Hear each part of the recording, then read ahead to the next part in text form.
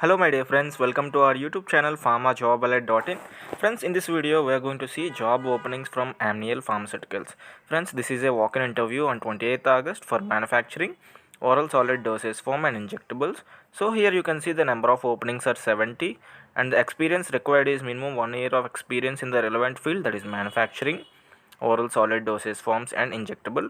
And coming to the qualification required, they are looking for candidates having ITA, B.Sc, Diploma, and B.Pharm, M.Sc and M.Pharm candidates are also eligible for this job openings. So these are the complete details. So let us see the interview venue details. So please watch the video till the end. So coming to the job location is Ahmedabad and the walk-in date is 28th August and the timings are 9 a.m. to 1 p.m. So coming to the interview venue, which is Amneal Pharmaceuticals Private Limited, plot number 15, 16, 17, Pharmez, Sarkhej, Bavla Highway, Matoda, Ahmedabad.